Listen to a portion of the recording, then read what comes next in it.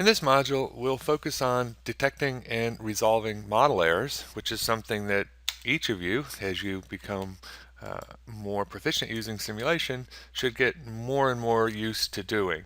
And that probably sounds a little bit strange, that the more proficient you become, the more you need to get used to debugging and resolving model errors. But that's in fact true, that no matter how much you model and how good you are at modeling, you spend a lot of your development time and a lot of your simulation time actually trying to find and correct model errors. And as a note here, it can be, as I say, very time consuming, and it's usually quite frustrating, and it's generally more frustrating for those who are new to simulation because they don't think they should be doing that. In general, there are three classes of errors that we encounter during the development and implementation process, and we're going to talk about all three of these. The first type is called syntax errors, where you're using incorrect usage of the language, or you misspell something or something like that. Runtime errors, where the actual model runs and at some point it encounters an error situation during the model run.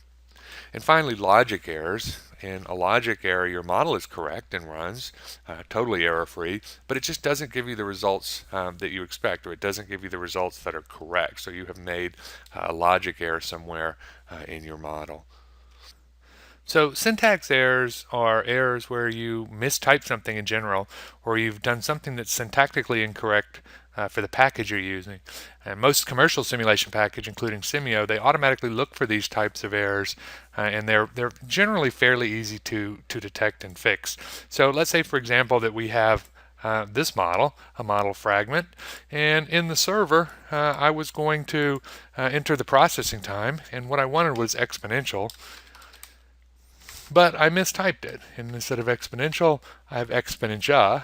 And so you can see what Simio does here is it colors the property name using this peach or salamander color, and then brings up an error window and won't let us run the model. So Simio has detected that this is an error and is giving me as much information as possible in order to fix that. And so in this case, once we correct the spelling, random,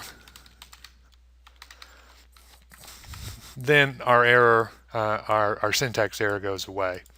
Another type of error that I would refer to as a syntax error is when, for example, we use an existing keyword. So for example, suppose I was going to set a reference property and I want to use the reference property initial capacity. Then Simio is going to tell me with this with the stop sign here that there's already an existing expression property, and so you can't do that. And so whether or not that's technically a syntax error, it falls into this class of errors that Simio will help me try to identify. Similarly, if I try to assign a value to, say, a non-existent state, so I go to my state assignment and I want to assign the, let's say, model entity arrive time. And the Simio is telling me now that there is no such property. And so in this case, or there's no such state. So in this case, this might be an error where I had just forgotten to create that entity state, and I would now need to go back and do that. So regardless of how you actually come to the syntax error, in general, as I mentioned, they're generally easy to find and fixed. And I have a little caveat here that they're easy to find and fix once you understand the rules of Simio, or whatever language you happen to be using. You need to understand the syntactical rules of where it's possible to reuse names and so on in order to fix these. But once you understand that, they're generally very easy to fix. The second class of errors that we'll look at are called runtime errors. And a runtime error is an error that occurs while the model is running. So in this case, we'll bring back up our model, and we can see that I have forgotten to provide a path for entities that depart source 2. And so in this case, source 2 has a time offset of 2.5 minutes, and so the first entity doesn't arrive until time 2.5. So when I now run my model, everything looks correct. The model is running, so the model is syntactically correct, but when I reach 2.5 minutes, as you see, we have this error that says entity or default entity.29 failed to initiate transfer from node. So I can show some additional details from the window here. It says the output of source 2, and now Simio is saying, should I continue running or should I pause the simulation? So in this case, it errored, and the error would hopefully provide us enough information to figure out what we've done here. As another example, let's say that we have this source, the path appropriately, but we are adding feedback. So we are going to add maybe a rework loop here, and when we do that, we forgot to put the path back in from server 1 to the sink. And so now when I run my model, again, it's syntactically correct, and we're going to run, because we will run past the 2.5 minute mark because we fixed this problem. But as you can see, entities have nowhere to go because they can't depart the system. They continue to loop back. And so if we run long enough, we will get a warning that looks similar to this, which says the maximum number in system limit for objects of this type has been exceeded. And so we can pause the simulation, and let's actually stop it, and let me bring up the default entity. And when we look at the population properties, there's where this maximum number in system limit comes from. So if I change this value, say to 4,000, oops, not 400, let's make it 4,000, and I rerun my model, again we'll just run in fast forward mode, we will eventually come to the same problem, that we've exceeded this number because the entities basically have nowhere to go. So when we get this error that you've exceeded the maximum number, it might or might not actually be an error. It might be that we have more than 4,000 entities in our system, and that's perfectly valid. Or it may be the situation that we see here where it is an error. And so in this case, Simio has no way of knowing whether it's an error situation or whether it's something that you expect. So you have to make that decision once you're provided information. So again, a runtime error is one where the model is syntactically correct, but that eventually it stops in an error condition. And so we saw the failure to add the path there, and then we saw this second example where we have this loop back. The third general class of errors that we run into are logic errors. And a logic error is where the model is correct in the sense that it's syntactically correct and it runs without errors, but it's just not quite right. So there's a logic problem in your model where it's not reflective of the system that you're trying to model. And unfortunately, there's no way that Simio or any other language has any way to help you or any way to identify these types of situations because they're pure logic errors. And so with logic errors, the detection and resolution techniques are really just a series of tools that we use to try to identify where the errors occur. And so I'm going to talk about a few of these debugging tools and techniques. And clearly the first one is to just carefully watch the animation. One of the strengths of having animation is that we can actually see what the entities do, and so in this method we're actually using that to try to make sure that the model is doing what we think it does. The second general method says let's enhance the simulation with debugging information and messages. So I have an example here of a model that I was working on with a student. And I won't get into detail about what the model does, but suffice to say that as part of the model, the entities, let me go over here to my definitions, have two entity states. One is called my role, which is assigned, and the other is called num tries, which identifies how many tries were made in order to identify a role. So in our model, we have a process that performs this assign step. So there's some decisions that are made, have some further decisions and looping back and so on. But essentially in the assign, we think that what we're doing is we're incrementing the number of times that an assignment was made, and then the entity ends up with the state. And so we added to our default entity the floor label, the attached floor label, and in this case our attached floor label shows the two entity states of question. So my role and num tries are shown as the floor label, and so when we run the model, when entities arrive and go through the assignment process, we can see the value. So this is the role and this is the number of times it took to achieve that role. And so by adding this status information as the simulation runs, we can actually get a better view of what's going on. Another very common piece of status information that we use status labels.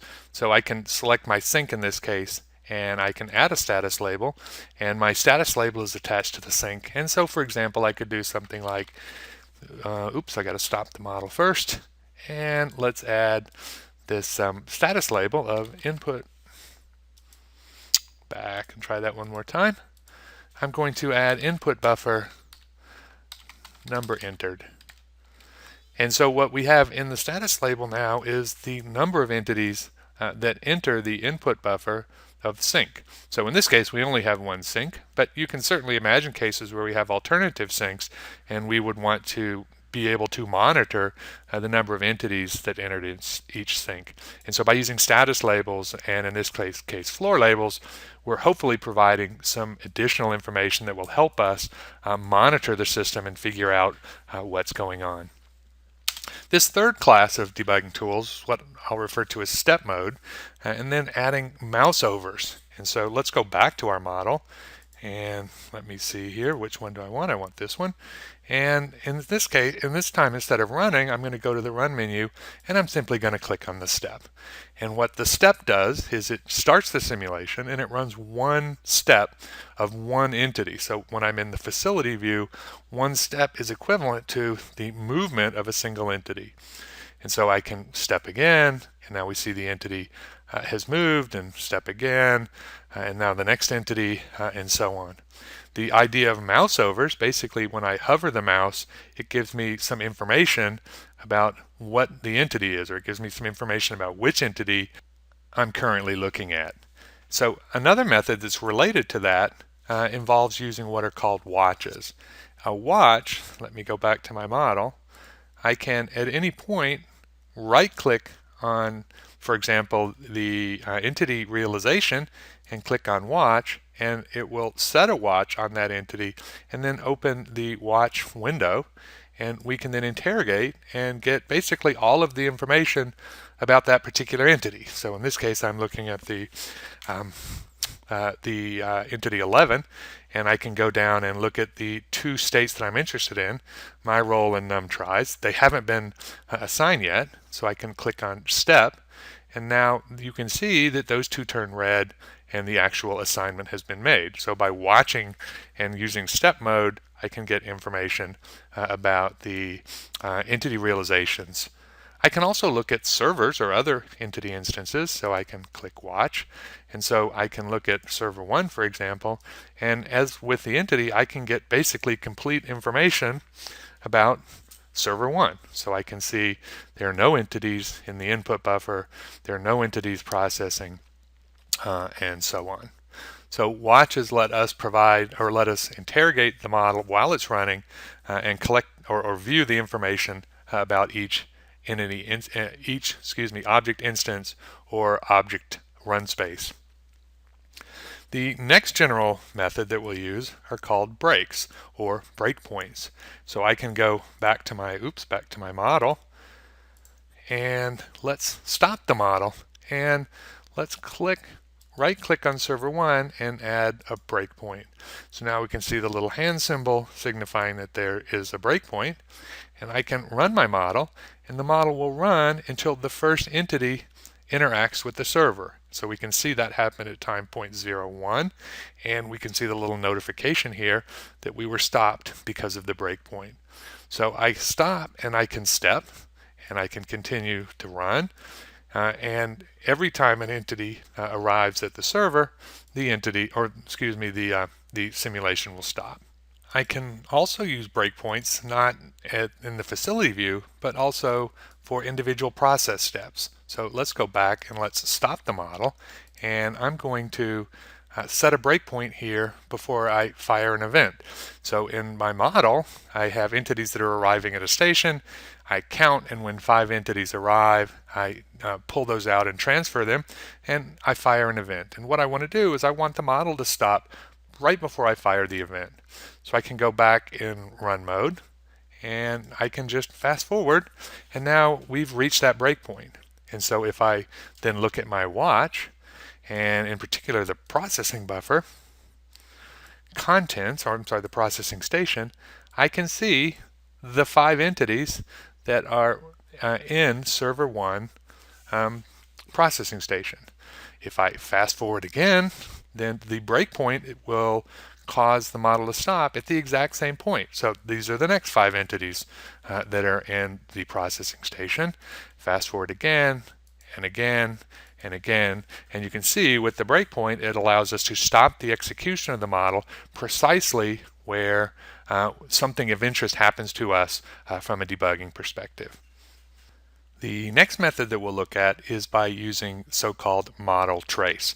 And model trace is very useful, but generally is pretty scary to new users. So let's have a look at what that does. So I'm going to first clear my breakpoint, and I'm also going to clear the watches that I had before. So I'll stop my model from running, and I will clear the watch there. And I'm going to go to the ribbon, the run ribbon, and turn on model trace. And you can see what happens is it opens the trace window. And now I'll just run the model for a little while. And you can see what's happening is in the trace window, we're seeing the simulation execute on an event level. So let it run for just a second, and I'll just stop or pause the model there, and we can scroll back to the top, and it's got by simulation time, the entity involved, the object involved, the process that was running, and then the token information about what happened during that process. And so you can see basically all of the events that occur. So for example, I go back to my processes and I have this output on source 1 entered add-on process that I make the assignment that I mentioned earlier. When entities arrive, I can simply go to my trace window and click on the filter and just filter on that one process, and I can see all of the events associated with that process. So we can see that default entity 10 arrived at time 0 and went through the processing steps. So the begin, the decide, the assign, the search, the begin, the decide, the assign, the search, the decide to, and so on. And so we can see the actual result of all of the steps. So in this case, the assign that I'm interested in was assigning the num tries the value of 1 and assigning the my role the value of 4. Then I can scroll down in my trace and see that the next invocation of this process happened at time point 0065, and it was the next entity, default entity 11. And we can see that the num tries value was set to 1 and the my roles value set to 3. And so I pause the simulation, I can go back, and I can also execute in step mode. So I can continue to execute, and you can see what happens is we continue to monitor the events. Let me clear my filter here, and step again, and step again, and step again, and we can see the execution of the simulation at the event level. Also note that if I go in the process, and instead of clicking on the step, I hit the F6 key, you can see that we are actually executing the model one step at a time at the process level. So one event is happening at a time. So there are two different granularities of step mode. Both can be quite useful from a debugging perspective. So as I mentioned, the trace option or the model trace is generally very intimidating to new users, and they really try to shy away from it, but I can tell you it's extraordinarily useful. And in many times when you have a highly complex model, you have a situation that you just can't seem to figure out what the problem is, really the only way to debug that is to look at the model at the trace level. Also note that the windows are dockable, so I can pull the trace window out, and if I happen to have two monitors or I have a bigger monitor, I can place the window in a more convenient location to watch the model run. And so as you begin to build more and more complex models, you should definitely try to become more and more comfortable with the trace feature, because it can be extraordinarily useful. The next method I'm going to talk about is subclassing objects. And so let's go back to our model and have a look at that. Oops, I want the other model. And so let's say that I'm debugging this model. So let me stop the model. And I just, something that unexpected is happening in the server. I'm just not getting the behavior that I want. And so a lot of times what I really need to know is exactly what's going on inside the server, right? I don't want to know from a high level. I want to know exactly the sequence of events that occur. I can do that if I'm using one of the objects from the library. If I just go over to my server object and then right click, when I do that, I see this option called Subclass. So if I click on that, what happens is I create an object definition called myServer, which is a subclass of the standard library server object. And the benefit of doing that is when I click on the process, I can see at the process level exactly how the server object works.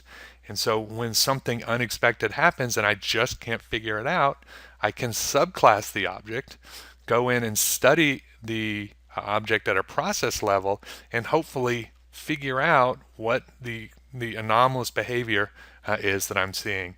And I can subclass any one of the objects in the standard library to try to figure out exactly what's going on.